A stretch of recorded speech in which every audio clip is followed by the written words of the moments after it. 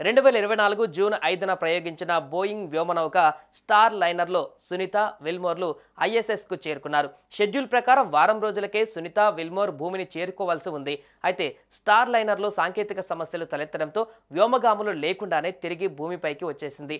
అప్పటి నుంచి సునీత విల్మోర్లు ఐఎస్ఎస్లోనే చిక్కుకుపోయారు.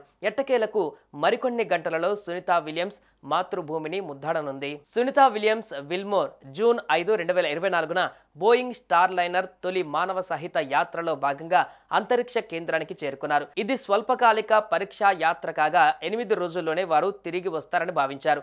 అయితే అంతరిక్ష కేంద్రానికి చేరుకున్న వెంటనే స్టార్ లైనర్లో సాంకేతిక సమస్యలు తలెత్తడంతో అక్కడి పరిస్థితి మొత్తం మారిపోయింది. హీలియం లీక్లు, ప్రొపల్షన్ వ్యవస్థలో లోపాల కారణంగా స్టార్ లైనర్ సురక్షితంగా తిరిగి రాలేని పరిస్థితి ఏర్పడింది. దీంతో వ్యోమగాములు లేకుండానే సెప్టెంబర్ 2024లో స్టార్ లైనర్ను వెనక్కి పంపాలని నాసా డిసైడ్ అయింది.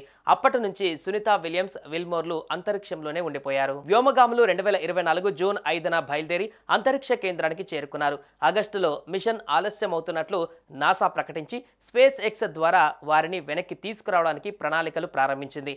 సెప్టెంబర్లో మళ్ళీ స్టార్ లైనర్ వ్యోమనౌక ఖాళీగా భూమికి తిరిగి వచ్చింది. ఇప్పుడు మళ్ళీ 9 నెలల తర్వాత వారి తిరుగు ప్రయాణానికి ఏర్పాట్లు మొదలయ్యాయి. మార్చి 16, 2025న సిబ్బంది 10 అంతర్జాతీయ అంతరిక్ష కేంద్రానికి చేరుకోవడంతో విలియమ్స్ విల్మోర్ తిరిగి వచ్చేందుకు లైన్ క్లియర్ అయింది. 4 కొత్త వ్యోమగాములను విలియమ్స్ విల్మోర్ సాదరంగా ఆహ్వానించారు. కొత్త సిబ్బందికి అంతరిక్ష కేంద్రం గురించి విలియమ్స్ విల్మోర్లు వివరించారు.